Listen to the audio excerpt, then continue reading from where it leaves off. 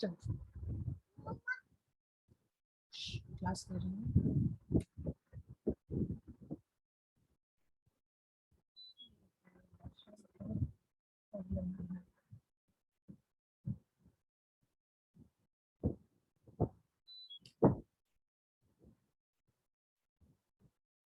आज नेटवर्क परेशान करेगा, ठीक है ना। लास्ट क्लास में हम लोग शुरू कराए थे क्लासिफिकेशन, मतलब ओवरऑल हम लोग टैक्सोनॉमी कर रहे हैं माइक्रो ऑर्गेनिज्म का।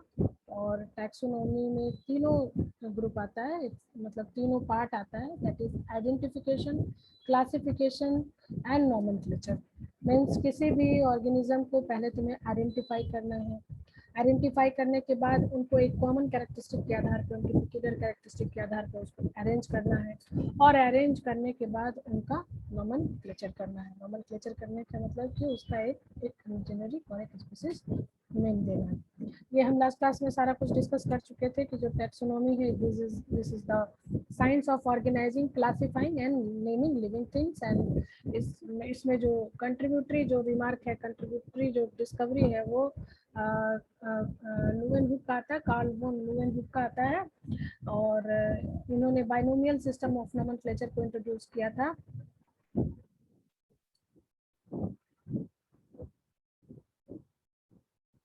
अंकित अंकित फिर इस बैच करनी है।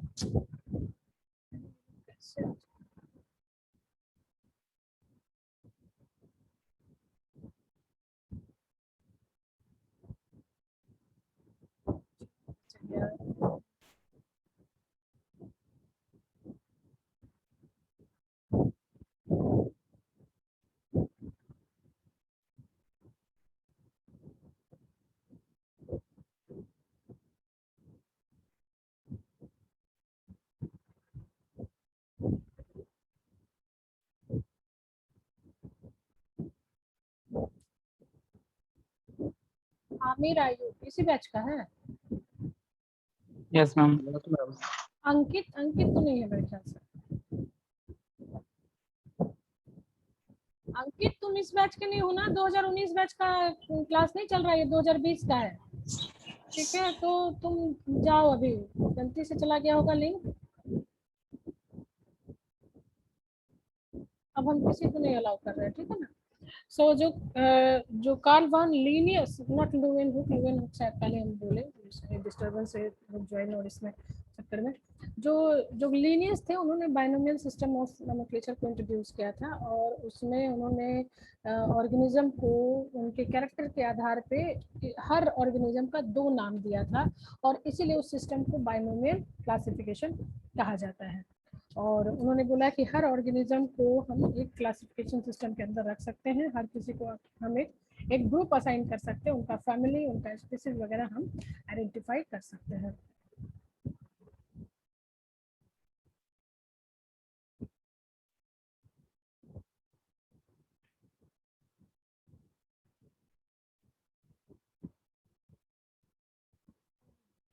क्या हो गया है?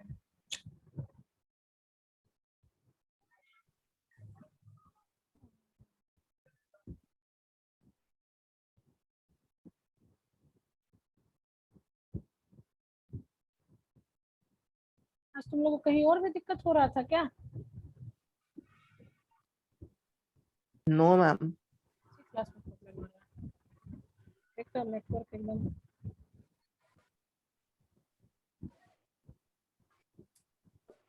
हाँ ये सारा हम कुछ कर चुके थे कि दीज आर द हायरकी, ये हमारा हायरकी सिस्टम है। मीन्स कि मतलब हायरकी मीन्स जैसे छोटे से बड़े, मतलब हमारा जो जो जो बेसिक यूनिट ऑफ क्लासिफिकेशन है वो स्पीसीज है, स्पीसीज के बाद जीनस है, जीनस के बाद फैमिली, फिर फैमिली उसको किस ऑर्डर में रखना है, फिर उसका क्लास क्या है, फाइलम, किंगडम एंड डोमेन। ये जो है वो टैक्सोनॉमी का हायरकी है। अगर तुमसे पूछे कि सबसे लोवेस्ट लेवल और सबसे बेसिक लेवल क्या है, तो that is the species, and जो हमारा हाईएस्ट लेवल है वो हमारा डोमेन है। अब अकॉर्डिंग टू डोमेन, मैंने लास्ट क्लास में डिस्कस, मैंने तुम्हें बताया भी था कि इसके जो मैंने जो तुम्हें क्लास कंटेंट दिया है उसको जरूर देखना, उसमें कुछ इसमें कुछ नाम मिसिंग है, जैसे कि कार्ल वोस, जिन्होंने कि 3 डोमेन में भी हो सकता है कि अगले क्लास में हम इसको और डिस्कशन करें, उसका एक अलग सिस्टम ऑफ क्लासिफिकेशन है, 2 क्लास चलेगा क्लासिफिकेशन में, दो पीपीटी चलेगा। अब ये जो 3 डोमेन सिस्टम है इसको कार्ल वूज ने दिया था, और इसमें इन्होंने 3 डोमेन दिया, इन्होंने दिया you bacteria, archaea and Eukarya, जिसमें कि तुम्हें ऑलरेडी प्रीवियस क्लास में बताया जा चुका है कि जो यू बैक्टीरिया है दैट मीन्स कि ट्रू बैक्टीरिया, ट्रू बैक्टीरिया कहने का मतलब कि उसका सारा कैरेक्टरिस्टिक जो है वो प्रोकैरियोट की तरह हो, वो वैसा बैक्टीरिया जिसमें पेप्टिडोग्लाइकेन एक सेल वॉल के रूप में हो, जो तुम्हारे सेल वॉल का जो कंपोजिशन वो पेप्टिडोग्लाइकेन हो, उसमें तुम्हारा न्यूक्लियस एक वेल डिफाइंड न्यूक्लियस नहीं हो, न्यूक्लियाइड हो, और भी उसमें बहुत जैसे राइबोसोम और ये सब जो एक टिपिकल प्रोकैरियोटिक का कैरेक्टरिस्टिक होता है, जो कि ऑलरेडी डिस्कस किया जाएगा what are the difference between prokaryotes and eukaryotes, उसमें ये सारी बातें आई हुई हैं। वो सारा जो टिपिकल कैरेक्टर है वो यू बैक्टीरिया का करलाएगा।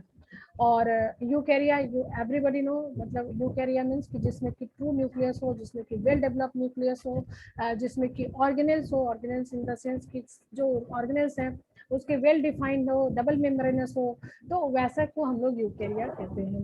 अब इन दोनों के बीच में एक अलग कैरेक्टरिस्टिक, एक अलग तरह का बैक्टीरिया भी स्टडी किया गया, जो बैक्टीरिया वैसा बैक्टीरिया था जिसका कुछ कैरेक्टर बैक्टीरिया से मिलता था और कुछ कैरेक्टर जो है मीन सिंपल, कुछ कैरेक्टर जो है उसमें प्रोकैरियोट्स का था एंड कुछ कैरेक्टर उसमें यूकैरियोट्स का था। और उस तरह के जो बैक्टीरिया थे उसमें कुछ स्पेशल कैरेक्टरिस्टिक था, special characteristic in the sense कि उसमें हाई सॉल्ट टॉलरेट करने की कैपेसिटी होती, उसमें हाई टेम्परेचर टॉलरेट करने की कैपेसिटी थी, उसमें बिल्कुल लो टेम्परेचर टॉलरेट करने की कैपेसिटी थी। तो ऐसे बैक्टीरिया को इन्होंने एक अलग आर्किया ग्रुप दिया, जिसको कि आर्कियो बैक्टीरिया, जिसको कि एक एक एक एक, एक स्पेशल क्लास दिया, जिसका कुछ कैरेक्टर जो है वो प्रोकैरियोट से मिलता है, कुछ कैरेक्टर जो है वो यूके, बट मोर जो कैरेक्टर है वो प्रोकैरियोट्स की तरह दिखता है इसका, क्योंकि उसमें भी सेल वॉल है जिसका कंपोजिशन पेप्टिडोग्लाइकेन की तरह है, और बट कुछ कैरेक्टर जो है इसमें जो उसके वो यूकैरियोट्स के हैं इसमें, तो इसीलिए इसको आर्की बैक्टीरिया का नाम दिया गया। अब ये कुछ डिस्कस किए थे कि अगर मान लीजिए कि हमको किसी एक पार्टिकुलर एक जैसे इस बच्चे का ही हमें आइडेंटिफिकेशन करना है, उसकी स्पीसीज हमें पहचाननी है, और उसका हमें एक उसका एक रोल एक टैक्सोनॉमिक हायरार्की में उसको सजाना है, तो हम क्या करेंगे कि ये इस तरह से कि इसका हम लोग पहले एक ब्रॉड लेवल पे स्टडी करेंगे। तो उसको ये देखा गया कि इसमें जो कैरेक्टरिस्टिक है वो एनिमल का कैरेक्टरिस्टिक है, इसमें 4 मतलब कि 2 हाथ 2 पाँव है, जैसे 4 फुटेड जो होता है वो एनिमल में है, तो ये एनिमल जो ह्यूमन बीइंग है उसका भी जो है वो सम ऑर्गेनिक इवोल्यूशन हुआ, जिसके कारण कि इसका 2 हाथ है 2 पाँव, तो उस आधार पे इसको एनिमेलिया रखा गया। फिर देखा गया कि उसमें जो है वो नोटोकॉड है कि नहीं, तो देखा गया जो ह्यूमन जो ये हमारा ये जो क्रिएचर है इसमें नोटोकॉड है, तो इसलिए उसको कोडाटा ग्रुप में रखा गया। फिर देखा गया कि उसमें क्या बच्चे पैदा करने की एबिलिटी है, तो that kind of organism which can produce its own species, its own alike progeny that are classified under Mammalia, तो उसको मेमेलियन क्लास में रखा गया। फिर देखा गया कि ये क्या प्राइमेट से मतलब कि ये क्या चल सकते हैं, जमीन पे चलने का इनको क्या कैपेबिलिटी है, तो ये देखा गया कि जी हाँ जी ये जमीन पे चल सकते हैं, इसलिए इनको प्राइमेट्स।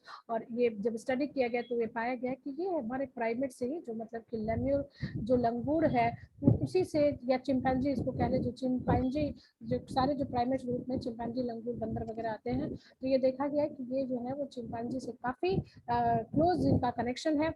फिर बाद में इन दोनों को अलग कर दिया गया because these two organisms are very similar, इनमें सारे जो कैरेक्टरिस्टिक है वो वेल डेवलप्ड ब्रेन था इनके पास, वेल डेवलप्ड हाथ पाँव थे, सब कुछ थे, तो इनको एक ग्रुप में होमोइनिडा में डाल दिया गया। और फिर बाद में इनको मतलब कि कुछ थोड़े से कुछ कैरेक्टरिस्टिक के आधार पे इनको ये लास्ट में इनका जो स्पीशीज है वो देखा गया कि सेपियंस है, और इनका जीनस जो है वो होमो है, दैट इज होमो सेपियंस। इस तरह से हम एक ऑर्गेनिज्म को एक चाइल्ड को हमने एक पूरा टैक्सोनॉमी ग्रुप में उनको क्लासिफाई कर दिया। और सेम थिंग जो है वो कुछ मतलब प्रोटोजोआ एंड प्रोटिस्टा के लिए दिया गया था, जो कि ऑलरेडी इसको डिस्कस किया जा चुका है। ये लास्ट क्लास हमारा यहीं पे खत्म हुआ था कि जिसमें कि मैंने बताया था कि एक ये पेडिग्री है, मतलब कि एक एंसेस्ट्रल ट्री, ये जिसको जो हम लोग कहेंगे एंसेस्ट्रल ट्री। और ये ancestral tree is just like a pedigree chart. जैसे अगर ह्यूमन बीइंग में अगर हमें कुछ डिजीज का पता करना होता है, तो जिस तरह से हमारा थ्रो बैक, हमारे बैक जो एंसेस्ट्रल हिस्ट्री पे लोग जाते हैं कि भाई आपके पापा में ऐसा होगा, या आपके दादाजी में ऐसा कैरेक्टर रहा होगा, या आपके ऐसे नाना जी में, सारे कैरेक्टर्स को वो एक एक ट्री के रूप में, एक चार्ट के रूप में, एक फ्लो चार्ट के रूप में वो लोग उसको बैक ले जाते हैं, तो उसको हम लोग पेडिग्री ट्री बोलते हैं। इसी तरह सेम थिंग यहाँ भी जो डिफरेंट जो ऑर्गेनिजम्स है, डिफरेंट तरह के प्लांट्स, पौधे, प्रोटिस्टा, एनिमेलिया, फंजाई, इन सब का एक एंसेस्ट्रल हिस्ट्री जो है वो स्टडी किया गया। तो ये मतलब जब किया गया और एक तरह का एक ग्राफिक उसको रिप्रेजेंट किया गया, तो ये इस तरह से एक एंसेस्ट्रल ट्री तैयार हुआ, जिसको कि हम लोग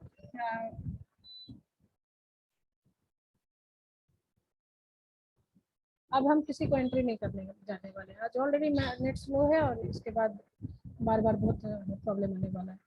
तो लास्ट क्लास में मैंने ये डिस्कस किया था कि ब्रॉडली हम लोग सारे जितने भी ऑर्गेनिजम्स हैं इस अर्थ पे, उसको हम लोग प्रोकैरियोट्स एंड यूकैरियोट्स में हम लोग बांट सकते हैं।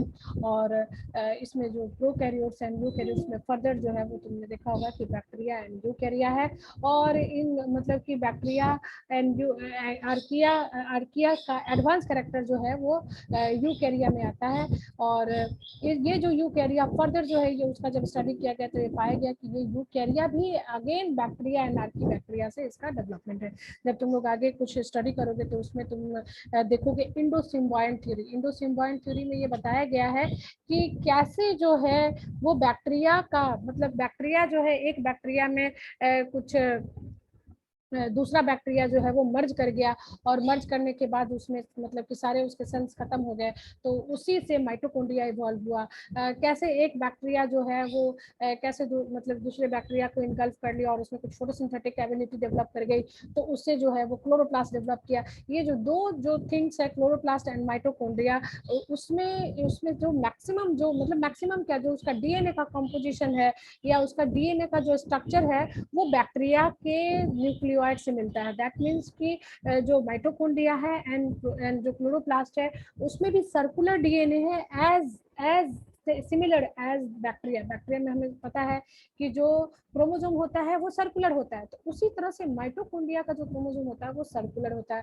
और उसके जो जीन है वो रिजेंबल करते हैं बैक्टीरिया के जो न्यूक्लियोइड्स है।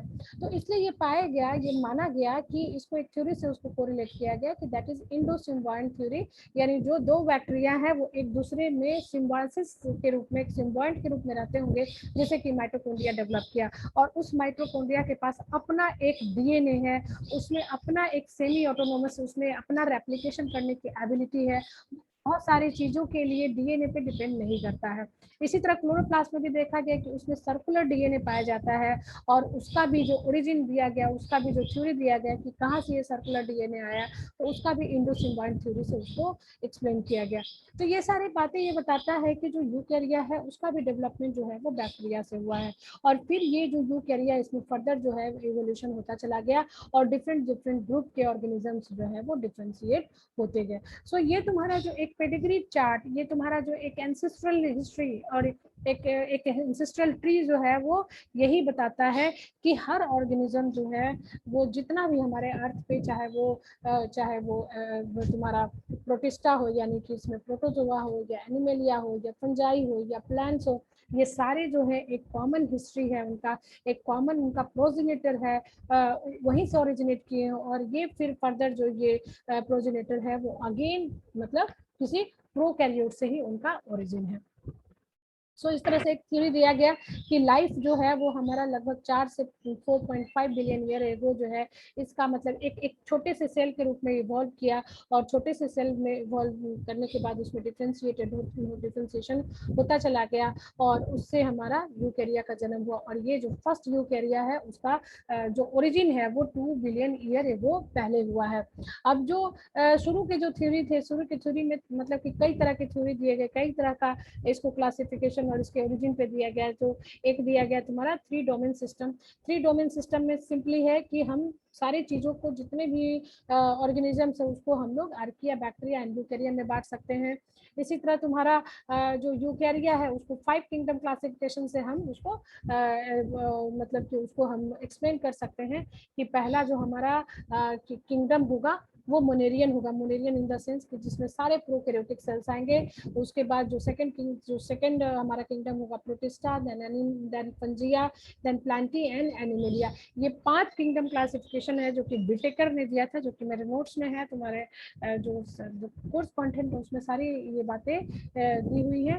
तो इसको तुम लोग जरूर एक बार जो कोर्स कंटेंट है उसको तुम लोग पढ़ लेना। सो यहाँ तक लास्ट क्लास में हम लोग डिस्कस कर चुके थे।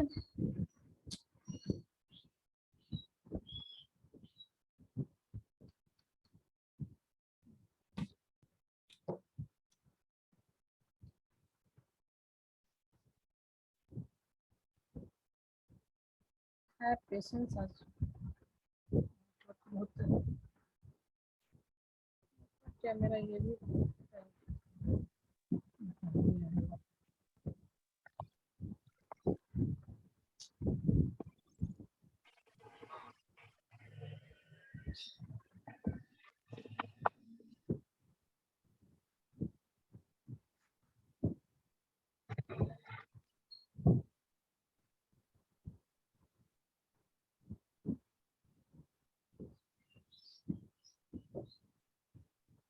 मैक्सिमम ज्वाइन भी किए हो ना, इसलिए लग रहा है कि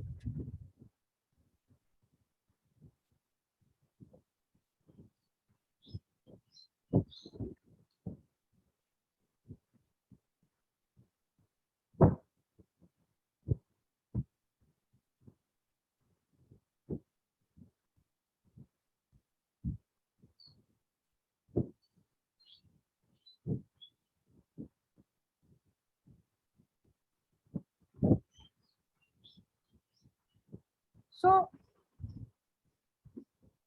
जो हम लोग डिस्कस कर रहे थे 5 किंगडम क्लासिफिकेशन का, जिसमें जो मतलब कि जो ऑर्गेनिजम्स है ना, इसमें बेसिकली 4, मतलब बेसिकली 4 क्यों 5 किंगडम इसमें हम लोग डिस्कस करते हैं।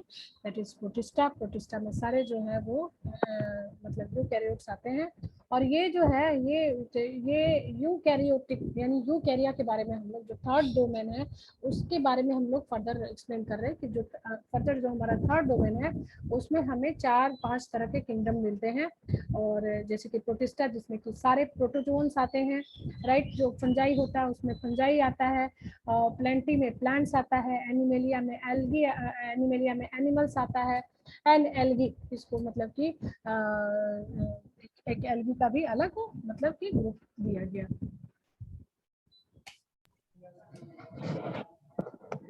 अब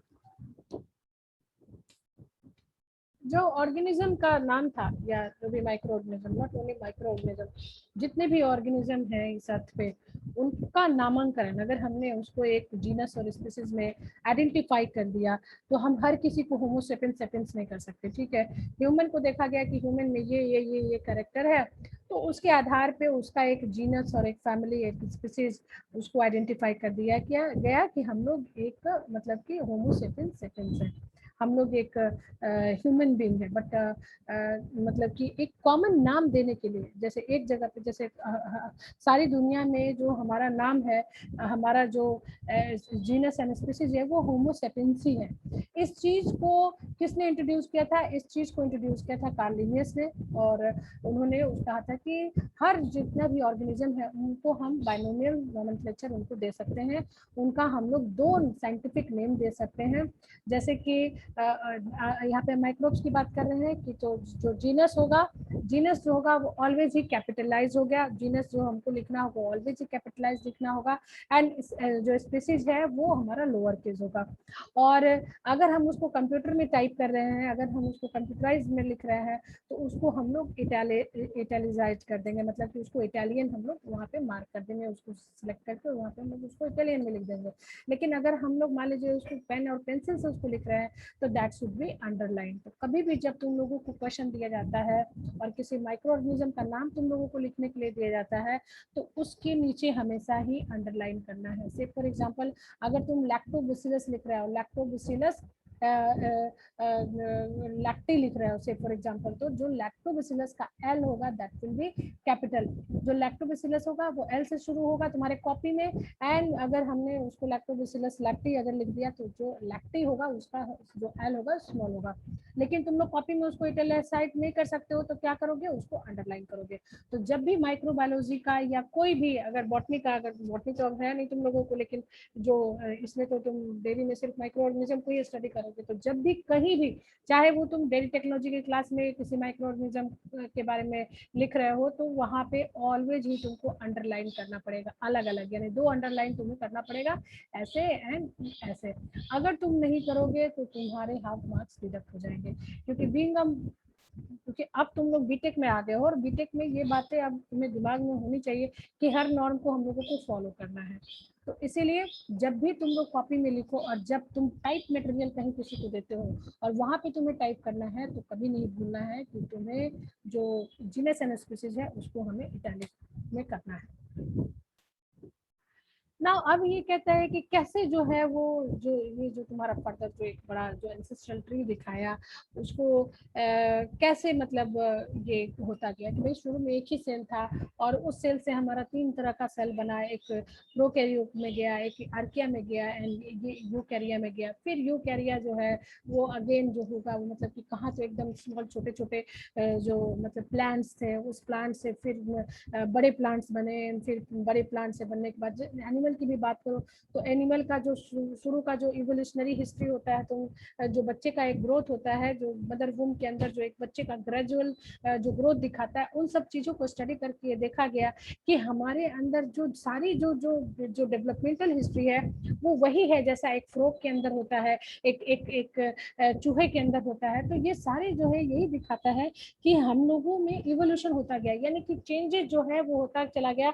होने के बाद क्या होगा, ये सारे जो चेंजेस हैं वो हमारे जीन में इनकॉर्पोरेट होते गए और जीन में इनकॉर्पोरेट होने के कारण मतलब कि हम क्या हुआ कि बहुत छोटे से छोटे होते होते होते हम लोगों का दिमाग जो है डेवलप किया। अगर एक इंसिस्टर तुम लोगों ने इवोल्यूशन पढ़ा होगा कि कैसे एक पहले मतलब कि जीव जंतु, अगर ह्यूमन बीइंग की बात करो तो पहले तुमको बंदर दिखाता है, फिर बंदर के बाद तुम्हारा और भी बीच में लेम्यूर तो क्या क्या, और फिर फाइनली जो होता है चिंपैंजी, चिंपैंजी से ह्यूमन बीइंग को दिखाता है। तो ये चीजें दिखाता है कि हम लोग जो है वो ग्रेजुअली हमारा डेवलपमेंट होता गया है। जैसे जैसे हम लोग सिविलाइज होते गए, जैसे जैसे हम लोग चीजों को अडेप्ट करते गए, डिस्कवरी होती गई, आग का आविष्कार हुआ, व्हील का आविष्कार हुआ, मशीन का आविष्कार हुआ, वैसे वैसे ह्यूमन बीइंग ने अपनी जरूरत के हिसाब से उसको मॉडिफाई करना शुरू किया और उसका दिमाग जैसे जैसे बड़ा होता गया वो प्रीवियस जो हमारे लेम्यूर या जो हमारे चिंपैंजी से उससे वो अलग होते गए। सो इवोल्यूशन क्या है, इवोल्यूशन एक ऐसा प्रोसेस है जिसमें जो भी तुम्हारा चेंजेस होगा, बहुत तरह के चेंजेस हो सकते हैं, पॉजिटिव चेंजेस भी हो सकते हैं, नेगेटिव चेंजेस हो सकते हैं, बट जो पॉजिटिव चीजें हैं उसको हमने अडॉप्ट किया और जो नेगेटिव चीजें हैं उसको हमने डिस्कार्ड किया। तो इस तरह से हमारे अंदर जो ग्रेजुअल जो पॉजिटिव चेंजेस आते गए वो इनकॉर्पोरेट होता गया, वो जीन में इनकॉर्पोरेट होता गया और वो gradually one generation to next generation वो चलता गया। अब यहाँ पे कई तरह की थ्योरी दी गई। शुरू में बहुत तरह के थ्योरी आया, जैसे कि लेमार्क का थ्योरी आया, फिर तुम्हारा डार्विन का थ्योरी आया। यहाँ पे तुम्हें इतने सारे नहीं पढ़ने, बट तुम्हें थोड़ा सा दिमाग किसका ऑन है, किसका ऑन है ऑडियो? जो तुम लोग 10th में ये सब पढ़ चुके होगे, लेमार्क या 11th 12th में ये सब आराम से पढ़े होगे कि लेमार्क का एक थ्योरी था, एक डार्विन का थ्योरी था कि कैसे हमारे पास कुछ वेस्टिजियल ऑर्गन है। वेस्टिजियल इन द सेंस कि देखो कान पिन्ना, जो हमारी जो ईयर पिन्ना है, इस ईयर पिन्ना का बहुत ज्यादा ऐसा कुछ काम नहीं है, हमें सुनना होता है, बिल्कुल कान के अंदर एक छेद है, वही जो है उसी से हमको सुनना होता है। बट ये जो हमारा ईयर पिन्ना है ये कहाँ से आया? तो इसको स्टडी किया गया, देखा गया कि जो हमारे जो जानवर मतलब जो हमारे चिंपैंजी थे उनका कान तो और बड़ा है, तो हमारा कान छोटा कैसे हुआ? तो भाई उनमें क्या था कि वो क्योंकि जानवर था तो उसको बहुत डर रहता था दूसरे जानवर से कि कहीं वो मारा ना जाए, तो उसके कान जो है वो साउंड वेव को करने के लिए उसके कान का जो बाहर का जो लेयर है, जो पिन्ना है, वो बड़ा हो गया ताकि वो more of the sound vibration को कलेक्ट कर सके। बट ह्यूमन बीइंग क्या है, ह्यूमन बीइंग तो मतलब सबसे डेंजरस वो माना जाता है। उसके पास हथियार आ गया, उसके पास बॉम्ब आ गए, उसके पास बंदूक आ गए, उसके पास चाकू छुरी सब कुछ आ गए। तो ह्यूमन बीइंग को सबसे ज्यादा स्ट्रॉन्ग मानने लगा, और इतना ज्यादा उसको हीट मतलब इतना ज्यादा उसको साउंड वेव की जरूरत नहीं पड़ी। तो क्या हुआ, ग्रेजुअली उसका कान का जो बाहर का जो हिस्सा है वो स्मॉल होता चला गया। इसी तरह बहुत सारे ऐसे जो ऑर्गन है जो कि हमारे मतलब कि वेस्टिजियल है, जिसकी की जरूरत नहीं है। फॉर एग्जांपल जो हमारा ये एक जो पूंछ होता है या टेल जो होता है, वहाँ पे देखोगे कि जो हमारे वहाँ एक छोटे से मतलब कि वहाँ पे लगेगा कि वहाँ पे समथिंग कुछ रहा होगा, जो कि ओरिजिन मतलब और जैसे जैसे इवोल्यूशन होता गया वो हमारा खत्म होता गया। क्यों? क्योंकि जो जो चिंपैंजी थे उनमें पूंछ था, और उनके पूंछ का बहुत मतलब वर्क था, तो उनमें वो रिटेन रहा। बट हमारे अंदर वो पूंछ का काम है, क्योंकि हम जब हम अपने पैरों से नहीं, हम अपने हाथों से नहीं चलते, और इस तरह से हमारा जो पूंछ है वो किसी काम का नहीं था, तो वो धीरे धीरे ग्रेजुअली वो लॉस्ट होता चला गया। तो लमार्क ने बोला, लमार्क ने थ्योरी दिया कि use and disuse theory. उन्होंने बोला कि जिस चीजों को हम बहुत ज्यादा यूज करते हैं ना, वो चीजें हमारे जीवन में आ जाती है, और जो चीजें हम जिसको हम नहीं यूज करते वो चीजें जो है वो लॉस्ट होती चली जाती है। तो फिर देखा गया कि भाई ऐसे तो बहुत कुछ है कहने के लिए। अगर हम अपने आँख का तो सबसे ज्यादा यूज करते हैं, उसको पढ़ते हैं, लिखते हैं, देखते हैं, टीवी देखते हैं, मोबाइल देखते हैं, सब कुछ देखते हैं, लेकिन इससे क्या होता है, हमारे आँख की रोशनी जो है वो कम होती चली जाती है। तो ये थ्योरी जो है वो गलत है ना। लेकिन दो चार चीजें उन्होंने बहुत अच्छी तरह से एक्सप्लेन की, कि जैसे ऊँट का ही कहा जाए कि जो जिराफ फॉर एग्जाम्पल, जिराफ जो होता है वो उसका गर्दन कैसे लंबा हुआ। तो भाई जिराफ जो है उसको खाने के लिए पेड़ की पत्तियां चाहती होती थी, तो वो जो है वो छोटे छोटे मतलब कि खाने की बजाय वो उसको लगा कि हम बड़े बड़े जो ट्रीज हैं वहां से हम उसको जो लीव्स हैं वहां तक वो पहुंच सका। तो जैसे जैसे वो गर्दन लंबा करता चला गया, उसका गर्दन जो है वो लंबा हो गया। तो बहुत सारी चीजों को उन्होंने एक्सप्लेन किया, जिसको कि फिर बाद में और भी बहुत सारे स्टडी किया गया। फिर डार्विन ने एक थ्योरी दिया कि नहीं, ये जो होता है वो सिलेक्शन ऑफ फेवरेबल, मतलब कि जो फिट स्पीसीज होते हैं उसको सिलेक्ट किया जाता है, और जो अनफिट स्पीसीज होते हैं उनको नेचर जो है वो डिस्कार्ड कर देती है। कहने का मतलब कि हम लोग अभी भी जो हम लोग पैंडेमिक जो सिचुएशन झेल रहे हैं, इसमें क्या है, it is survival of the fittest है ना। हमारे पास इतने सारे इतना भयंकर भयंकर माइक्रो ऑर्गेनिज्म आया, जिसने ह्यूमन बीइंग पे इतना सारा अटैक किया। कई तरह के वायरस आए, डेंगू आए, तो अभी कोरोना वायरस आया, सब कुछ आया। अभी भी क्या है, बहुत लोग उसको झेल नहीं पाए, लेकिन कुछ लोग उससे बाहर निकल गए। दैट मीन्स कि यहाँ डार्विन का थ्योरी जो है वो इंटायरली यहाँ कर रहा है कि जो फिट रहेगा ना, जो उसको नेचर ने सेलेक्ट कर लिया, जो फिट है अपने आप को, जिसने अंदर से एडजस्ट किया हुआ है, अंदर से हर इन्वायरमेंटल कंडीशन को से लड़ने के लिए अपने आप को प्रिपेयर किया हुआ है, वो ह्यूमन बीइंग जो है वो बच गया। बट बेचारे जिसने उसको नहीं झेला, उस इन्वायरमेंट के या उसको नहीं झेला, वो यहाँ से वो खत्म हो गया। So the survival of the fittest, ये डार्विन ने थ्योरी दिया था, जो कि बहुत ही सूट किया। फिर बाद में ये कहा गया कि नहीं, सर्वाइवल ऑफ फिटेस्ट भी नहीं, उसके भी कई ड्रॉबैक रहे। उसके बाद फिर तुम्हारा ऑर्गेनिक इवोल्यूशन थ्योरी दिया गया, जिसमें ये बताया गया कि नहीं, हर चीज जो है वो ग्रेजुअली है ना, कुछ चीजों को एडजस्ट करती गई, अडेप्ट करती गई, और वो लोअर से हायर ऑर्गेनिज्म में चेंज होता गया। So evolution is what, evolution is changes favouring survival are retained. अरे किसका ऑडियो ऑन है भाई, उसको हम रिमूव करते हैं बार बार, तुम लोग को समझ में नहीं आता है क्या? शिव कुमार, शिव ऑडियो तुमको सुनाई नहीं दे रहा है क्या? नहीं आ रहा है। हाँ,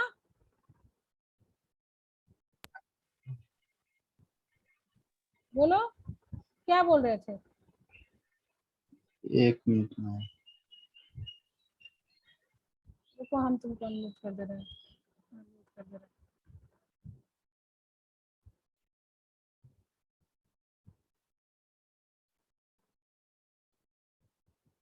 हुआ?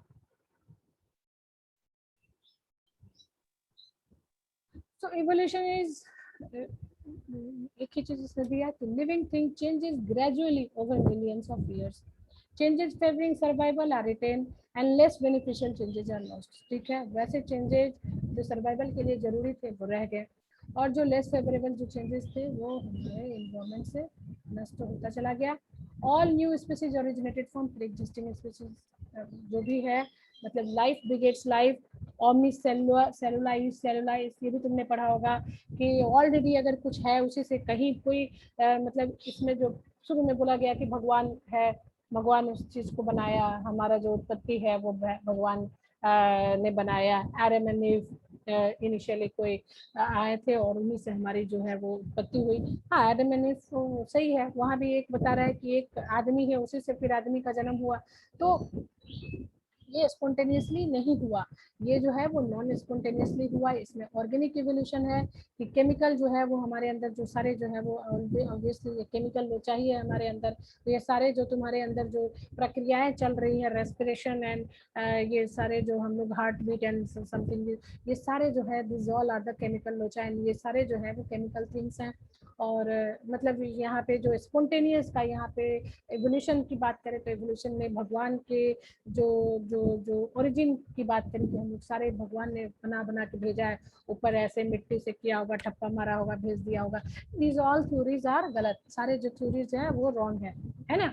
But still something is there जो कि एक इन्वायरमेंट को, एक हमारे पूरे जो इस यूनिवर्स को, उसको एक बैलेंस बनाई हुई है। वो समथिंग कुछ तो है जिसको कि साइंटिस्ट भी अभी उसको एक्सप्लेन नहीं कर सकते। बिकॉज जब ये हमारा जो सूर्य है, ठीक है, यहाँ भी थ्योरी है, यहाँ भी तुम्हारा फिजिक्स काम करता है कि ये सारे ग्रेविटेशनल फोर्स से ये एक दूसरे से बंधे हुए हैं, ये सेलेस्टियल जो अट्रैक्शन है उससे बने हुए हैं, सूर्य पृथ्वी सारे कुछ सब कुछ। अगर हमारा सुनामी आता है, अगर नए नए तूफान आते हैं, ये सारे इन सबको हम एक्सप्लेन कर सकते हैं फिजिक्स से। और फिजिक्स ने उसको पूरी तरह से एक्सप्लेन कर दिया कि ऐसे होता है तो ऐसे होता है, ऐसे होता है तो तूफान आता है, ऐसे होता है तो ऐसे आता है। बट स्टिल अगर वही चीज है कि समथिंग इज देयर जो कि इन सब चीजों को बैलेंस करती है, राइट।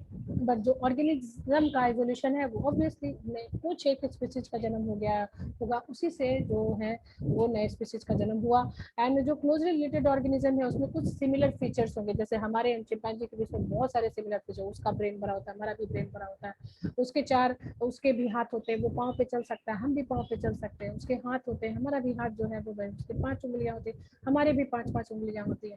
सो बहुत सारे जो क्लोजली ऑर्गेनिज्म होंगे उनके सिमिलर फीचर्स होंगे।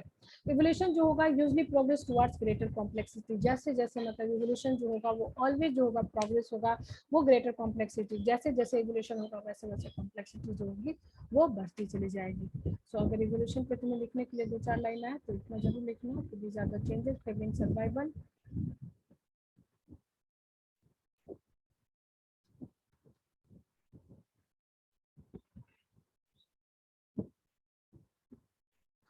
उसमें लैपटॉप को अगर हम बंद करके ऑन करें ना तो आराम से चलेगा, बट हम करेंगे नहीं तो फिर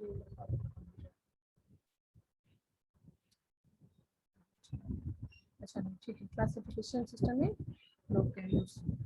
सो अब तुम्हारा आया क्लासिफिकेशन सिस्टम में प्रोकैरियोट्स। प्रोकैरियोट्स का जो क्लासिफिकेशन है वो कैसे कर सकते हैं, कैसे उनको हम एक कैरेक्टर के आधार पर उसको रख सकते हैं, कैसे जो उनके सिमिलर कैरेक्टरिस्टिक है उससे हम उनको एक ग्रुप दे सकते हैं और दूसरे को हम दूसरा ग्रुप दे सकते हैं। क्योंकि हमारे माइक्रो ऑर्गेनिज्म में भी कई ग्रुप हैं, ऑलरेडी जानते हो। बैक्टीरिया के कई ग्रुप हैं, एक लैक्टोबैसिलाई है, तो एक स्ट्रेप्टोकोकाई है, तो एक ज़ैंथोमोनास है, तो एक सूडोमोनास है, कई तरह के ये सारे अलग अलग कैसे नामांकन हुए, है ना। तो उनका क्या बेसिस बना, बेसिक बना माइक्रोस्कोपिक माइक्रोलॉजी। भाई माइक्रोस्कोप के अंदर जब देखोगे डिफरेंट माइक्रो ऑर्गेनिज्म को, और जितना ज़्यादा अच्छे माइक्रोस्कोप से, फॉर एग्जांपल अगर हम इलेक्ट्रॉन माइक्रोस्कोप से देखें, इलेक्ट्रॉन माइक्रोस्कोप हम लोग हमारे पास है, हम लोग उसको डेवलप कर चुके हैं, बट ठीक है हमारे लैब में नहीं है। बट वो इलेक्ट्रॉन माइक्रोस्कोप जो है वो बड़े बड़े माइक्रोस्कोप जो है वो बड़े बड़े लेबोरेटरी में है, जहाँ की छोटे से छोटे माइक्रो ऑर्गेनिज्म को स्टडी करके उनका डिटेल स्टडी निकाला जाता है, उनका डिटेल स्ट्रक्चर देखा जाता है। उस आधार पे हम जो डिफरेंट प्रोकैरियोटिक ऑर्गेनिज्म है उनको अलग कर सकते हैं। मैक्रोस्कोपिक मार्फोलॉजी, भाई अगर मान लीजिए माइक्रोस्कोप नहीं है तो मैक्रोस्कोपिक मार्फोलॉजी है, कॉलोनी अपीयरेंस जो होगा वो हर ऑर्गेनिज्म का अलग होगा, है ना। उस आधार पे हम उसको अलग कर सकते हैं। कुछ फिजिकल एंड कुछ फिजियोलॉजिकल वन बायोकेमिकल कैरेक्टरिस्टिक के आधार पे हर माइक्रो ऑर्गेनिज्म का अलग अलग एक कैरेक्टरिस्टिक होता है। इकोलाई ग्रुप का जो माइक्रो ऑर्गेनिज्म होता है उसका अलग कैरेक्टर होता है, जो तुम्हारा लैक्टोबैसिलाई ग्रुप का ऑर्गेनिज्म होगा उसका अलग कैरेक्टर होता है। इन सब के आधार पे हर मतलब बायोकेमिकल बेसिस पे भी हम उनको डिफरेंट ग्रुप उनको असाइन कर सकते हैं। उनका केमिकल एनालिसिस करें, केमिकल एनालिसिस करने का सेंस कि उनका हम लोग सारा कुछ देखें कि भाई वो उनमें केमिकल कंपोजिशन उनका क्या है, उनका प्रोटीन का कितना कंपोजिशन है, उनमें से सैकराइड्स का कितना कंपोजिशन है, उनका सेल वॉल का क्या कंपोजिशन है, उनका साइटोप्लाज्म का क्या कंपोजिशन है। इन सब का एनालिसिस करके भी हम माइक्रो ऑर्गेनिजम्स को उनको क्लासिफाई कर सकते हैं। सीरोलॉजिकल एनालिसिस कहने का मतलब कि जैसे सीरोलॉजिकल, आजकल सीरोलॉजिकल एनालिसिस बहुत होता है, एंटीबॉडीज का जो टेस्ट होता है वो सीरोलॉजिकल एनालिसिस है। अब से फॉर एग्जांपल अभी जो एक किट निकल रहा है जिसमें कि ये पता लगाया जा रहा है कि हमारे अंदर कितना एंटीबॉडीज बन गया कोरोना का, है ना, जिसमें सफिशिएंट एंटीबॉडीज बन गया, उनको वैक्सीन का जरूरत नहीं है। तो भाई ये भी एक स्टडी का बात है, क्योंकि खामखा क्यों किसी को हम सुई चुभोए, खामखा क्यों किसी को हम ओवरडोज ऑफ वायरस दें, जब ऑलरेडी उसके अंदर वो एंटीबॉडीज इतना सफिशिएंट बन गया है कि वो किसी वायरस को अब आए तो उसको झेल सकता है, तो उसमें एडिशनल वायरस डालने का कोई मतलब नहीं बनता। तो इसीलिए अब एक किट डेवलप किया जा रहा है एंटीबॉडीज की, जिसमें कि जो जिन लोगों को कोरोना हो चुका है ना, या जिन लोगों को नहीं भी हुआ, कोई भी अपना चेक करके बता सकता है कि भाई हमारे अंदर माइक्रो ऑर्गेनिज्म का इतना एंटीबॉडीज बन गया है कि हमें वैक्सीन की जरूरत अब नहीं है। तो वो कैसे करेंगे? सीरोलॉजिकल एनालिसिस कर सकते हैं। Serological analysis is one of the method to analyse the amount of antibodies और प्रेजेंस और एब्सेंस ऑफ एंटीबॉडीज। सिंपल, कैसे भाई ब्लड निकाला जाएगा, हमारे इससे ब्लड का सैंपल लिया जाएगा, एक सुई जैसा चुभवाया जाएगा, थोड़ा सा ब्लड लिया जाएगा और उस ब्लड में क्या किया जाएगा, क्योंकि कोरोना की एंटीबॉडीज को चेक करना है ना, तो हमें क्या करना होगा कि कोरोना का एंटीजन तैयार करना होगा, यानी कि कोरोना जैसा ही कुछ हमें जो है वो हमारे ब्लड में डालना होगा, जो हमारा ब्लड सैंपल है उसमें डालना होगा और देखना होगा क्या होगा, जो हमारा जो अगर एंटीबॉडीज होगा, हमारे ब्लड में अगर एंटीबॉडीज बना हुआ होगा, तो वो एंटीबॉडीज जो है जो तुमने कोरोना का सैंपल डाला उसके साथ रिएक्ट करके उसको क्लम्प कर देगा, उसको क्या करेगा, न्यूट्रलाइज कर देगा, उसको मतलब थक्का जमा देगा, एक तुम्हारा प्रेसिपिटेट निकल जाएगा। तो उससे पता चल जाएगा कि भाई हमारे अंदर कोरोना का एंटीबॉडीज जो है वो डेवलप कर चुका है। जो हमारा ब्लड ग्रुप आइडेंटिफाई होता है ए बी ओ एन वगैरह वगैरह, ये सारे जो है वो सीरोलॉजिकल एनालिसिस से ही होते हैं। इसी तरह हम लोग जेनेटिक एंड मॉलिक्यूलर एनालिसिस कर सकते हैं। अरे तुम लोग का इसके बाद क्लास भी है क्या? Yes, ma'am. तो genetic and molecular analysis, genetic and molecular analysis मतलब कि भाई हमारे अंदर जेनेटिक्स यानी कि गुआसिन का कितना कंपोनेंट है, साइटोसिन का कितना कंपोजिशन है, तो G+C बेस कंपोजिशन के आधार पे भी माइक्रो ऑर्गेनिज्म को क्लासिफाई किया गया। डीएनए एनालिसिस किया गया, डीएनए एनालिसिस कैसे कैसे किया गया सब आगे के चैप्टर में होगा, क्योंकि इन सब को 1 बाय 1 जो होगा वो डिस्कस करना होगा। ठीक है, ये लंबा चैप्टर है इसलिए चलेगा ये क्लास।